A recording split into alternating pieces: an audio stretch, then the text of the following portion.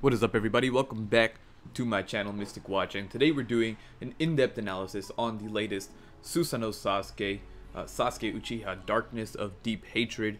So he just released yesterday in Japan, and he is, I guess, a hot topic right now. But I was talking about him in my update video, and there are so many people that I guess were complaining that I tried to compare him to Madara. And I'm gonna get to that, you know, towards the end of the video. But since so many people were confused about why I was talking or explaining things the way I was, I decided to get this video out now. So, you know, maybe people have a better understanding of why I said things that were said. But starting on, we will move forward, and I mentioned it also in my update video where not every character, I believe, like, deserves an in-depth analysis. They might be too generic, you know. So they're like single target damage for both jutsus and no status effects. So there's not much to talk about for those guys. So for characters like that, I'm referring to like Killer Bee, Reikage. Reikage has like a utility, but just like characters similar to that, most likely I'll start doing overviews for. And then there'll be like short 5-minute videos or something, and I'll probably stick in an extra character with there as well. But enough of that, let's start talking. So Sasuke Uchiha is 60 cost, HP is 1156, attack is 1526, he is of wisdom type and is long range. So his field skill, his boost attack by 90 to 180, which is pretty good. His buddy skill is reduced chance of being sealed by 25%, essentially useless. You know, maybe it'll be useful one in like 40 games, but other than that, that's about it. His jutsu is 7 chakra, 5.8 times attack AoE, plus 70% chance of slip damage for 5 turns. Ultimate jutsu is 14 chakra, 20 times attack to a single enemy, ignores perfect dodge and knocks them back. And sorry, I didn't explain that, but AoE, for those of you who don't know, is area of effect. Essentially it means he can attack everyone in his hitbox. So I usually get a couple of those questions. And in terms of multipliers, multipliers are good for both. The chakra cost is insanely high. It's just obnoxious at that point, and I will go further in detail about that when we get to the damage calculations. But so he does have 70% chance of slip damage for 5 turns, which is pretty neat. And then the ultimate jutsu has the ignores perfect dodge. The knocks him back is not too important, but the ignores perfect dodge is interesting simply because you know, a lot of people are indicating that since he versus Danzo and the 5 Kages with, well, specifically Danzo with this type of Susanoo, most likely Danzo will have Izanagi. Well, he does have Izanagi in his character, that is already confirmed, but that will somehow correlate to perfect dodges. So Sasuke here, being his you know, counterpart as a unit, will have this ultimate jutsu, which, you know, ignores perfect dodges. So with that being said, we'll see how important the perfect dodge, you know, ignoring perfect dodge mechanic actually plays out. But at this current point in time, with everything that we have released, ignoring perfect dodge is close to useless. Yes, it might be handy in a few specific situations, but in the general scheme of things, ignoring perfect dodge does not accomplish much. So that that's just talking about the jutsus a bit. Let's move on to the dupe abilities. So, goddamn, so damn noisy in here. So let me actually close the window. Okay, hopefully no more background noise. I wasn't even sure if you guys could hear it. But his duplicate abilities, the first one is ignores perfect dodge. So the way this one works, and this is really the only one that needs much explaining, is anything that he does, whether it's jutsus or normal attacks, will be affected by this. So all of his regular attacks will ignore perfect dodge, as well as his first jutsu as well. So the 7 chakra jutsu will ignore it.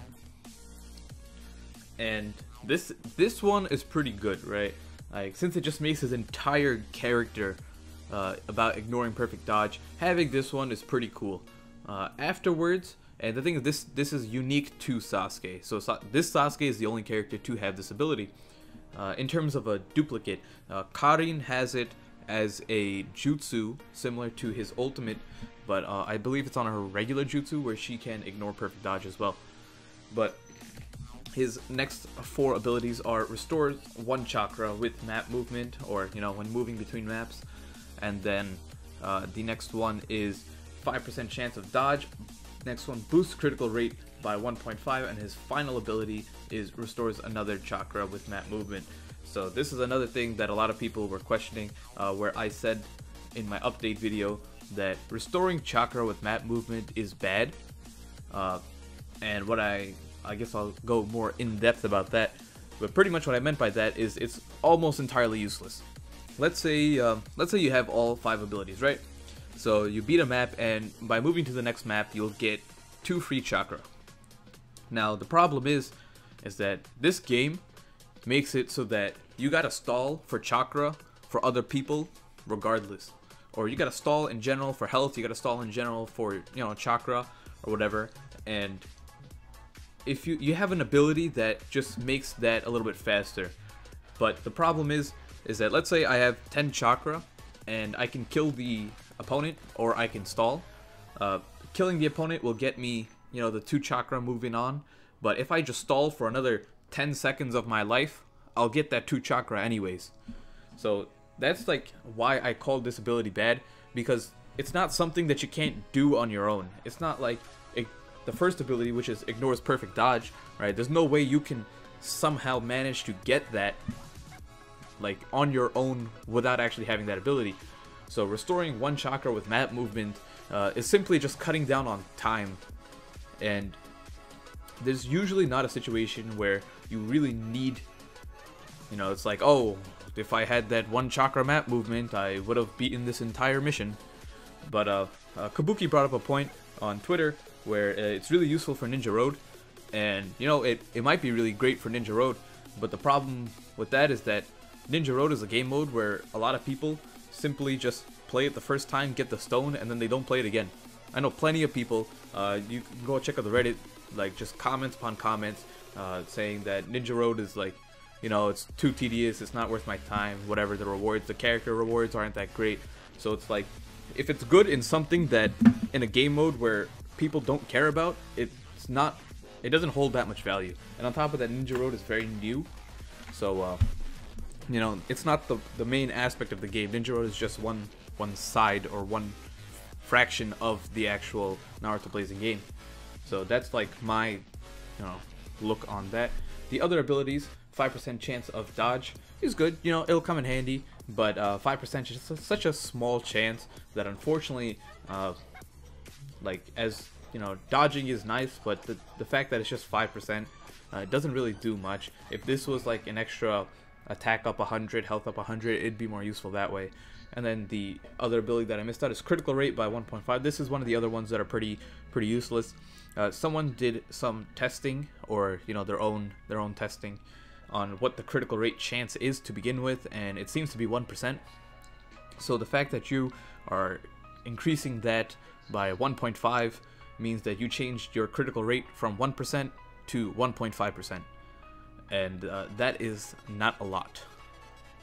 So there you have it. And if you manage to get all 5 duplicates, his final cost is 30. So let's move on to the damage calculations. So for his normal jutsu, of course, always keep in mind that I use the pills when taking into account damage, because this, people with higher multipliers get a better benefit from this. People with lower multipliers do not benefit as well, and it's good to see how that fits in. So 5.8 times 1626 when you include pills gives you a whopping 9,431 for his normal jutsu, which has a medium size range and is AoE, so not bad. Against bravery, for the extra damage, since it's super effective, or type advantage, whatever you want to call it, it is 14,146 damage. His ultimate jutsu is a 20 times multiplier, and it is 20 times times the 1626 gets you 32,520. And then when you're looking at bravery, it is 48,780. So now that you can see the numbers, you got a better idea of what the damage actually is. And then I added something new simply because in the last few analysis videos, I did damage with max dupes, but with max dupes, he doesn't get affected in terms of his damage at all. So what I decided to put is something that I'd like to do from now on is damage per chakra. And this is really important because a lot of people simply stare at that 20 times multiplier and they don't understand what it means. Right? They're like, oh, 20 times multiplier, biggest multiplier in the entire game, must be broken, Sasuke is, you know, my favorite, whatever. 20 times, like, multiplier, you know, the multiplier affects the attack that you have. If you have lower attack, the multiplier will do less. If I give you a unit that has 100 attack and I give him, you know, a 200 times multiplier, that's only 20,000 damage, right? So you got to keep that in mind. Yes, 20 times multiplier is big. Doesn't change the fact that his attack itself is only 1526. Like, you're not going to see a short range character with a 20 times multiplier because they have closer to 2300 attack. So just keep that in mind, right? The multiplier alone doesn't mean anything. You got to take into account with the attack and of course the chakra. So 14 chakra, as I was talking about before, is stupidly and obnoxiously like, I don't want to call it bad, but like, it's kind of what I want to call it, but it's just not good. So yes, he does damage, and here you can take a look at the damage per chakra. For his normal jutsu is 1347 and his ultimate is 2323. So now, like, alone these numbers don't mean anything, so I have some other units damage per chakra written down as well, which I shall share with you so you guys have an idea of what it actually means. Now I'm going to start off with Madara, and I'll explain why you should compare him to Madara. So Madara's normal jutsu, which is AoE and humongous, you know, it takes up like half the damn screen. His normal jutsu damage per chakra is 1752, and then his ultimate is 2628, right, for damage per chakra. And on top of that, it's, you know, AoE, whereas Sasuke's is not. So there's a huge difference. And the reason why I compare him to Madara, and a lot of the comments or the counter to what I was doing is that he's an exclusive character, he's only in Blazing Fest, he's the best character, you can't compare it to him. You know, you can compare any character you want to any damn character you want. You know, they're both 6 stars, they both have jutsus, they both do damage, you know, like, they're both obtainable, and it's not like Madara is going away or anything. You just wait for Blazing Fest and you get him. And I always recommend in my videos to pull on Blazing Fest. So why should I not? Like, the reason I compare units is to inform my audience that, you know, like, this is how much damage this unit does compared to this unit, so that you can make a decision on your own, like, oh, okay, Madara does a lot more damage than Sasuke, so maybe I should pull for Madara and not Sasuke. You know, like, that's what I'm trying to, like, let people know. It's not like why would I not compare them? I don't know, that just, like, blows my mind where people are like, so, like, oh, you can't compare the two. Like, I'm trying to help people out, you know, so that's why I'm comparing them. And then let's talk about some non-Blazing Fest characters for people who are still, you know, not like satisfied with that. Let's take a look at Kamui Kakashi, who is as well a 6-star wisdom unit who is not a Blazing Fest. So he has chakra costs of 6 and 12, right? 6 for his normal jutsu, 12 for his ultimate. And then his normal jutsu damage per chakra is 1584. It is single target though, so you got to keep that in mind, but it is higher than Sasuke's. The other thing to take note is that it has a 60% chance of immobilizing for 2 turns, and immobilization is such a highly valued, you know, aspect of this game. So I believe that outweighs the AoE from Sasuke. The slip damage from Sasuke is useful though, so when it comes to bossing, the slip damage will come in handy. And then let's take a look and Wisdom Naruto, who recently got a limit break. And yes, I will include his limit broken stats, because once with Ninja Road out, limit breaking isn't as bad as it was. So normal jutsu, which is AoE, it is a smaller range, but it is definitely AoE, is 2087 for damage per chakra, which is 700 more. You know, you're talking about almost like a third more than what Sasuke can do. So that is a lot. And then his ultimate jutsu is 2538 damage per chakra. It is, you know, single target, and if you don't take into account the ignores perfect dodge, it's just plain out more damage. And that is a 5 and 10 chakra cost. And the thing to note is that, you know, they're both wisdom, they're both doing single target damage on their ultimate jutsu, and Naruto's doing like 30k damage to begin with 10 chakra rather than 14 chakra, and you know that's a big difference. So you know, just keep that stuff in mind. And he is in a Blazing Fest unit. He's been out since Shippuden round 1, which has been like three months ago, something like that. And then the last unit I want to compare him to is Kirin Sasuke. So Kirin Sasuke on his normal jutsu for 4 chakra has a 1519 damage per chakra, which is 200 more. It is a bigger range, and on top of that, it also has a 50% chance to immobilize. And then his ultimate jutsu has a 1953 chakra per damage, which is lower than this Sasuke's, but it is AoE, and on top of that, it can, you know, no, sorry, Sasuke's normal jutsu doesn't immobilize. It has a 90% chance of slip damage, which is just straight out a better, it's just this Susanoo Sasuke's jutsu, but better, for 3 chakra less. And then his ultimate jutsu is AoE as well, Kirin, and has a 50% chance of immobilizing. So, for 2 turns. It's just like, I don't know, and that's for 8 chakra, you know? So, the fact that I can use his ultimate jutsu almost twice, like, okay, it takes 14 turns to gather chakra, right? 14 rotations for Susanoo Sasuke. In 16 rotations, I can use Kirin Sasuke's jutsu twice. That's the point I'm trying to make out. Like, 14 chakra is just so obnoxiously huge, and those characters that those last 3 characters none of them are Blazing Fest.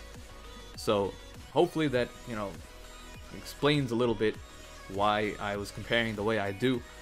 In the end, you're going to pull for the characters that you believe are the best, so why not compare them to those characters?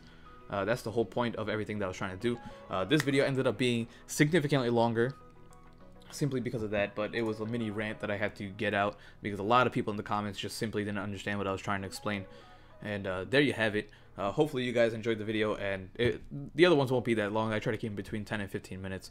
So thank you guys for watching, and I'll see you all next time.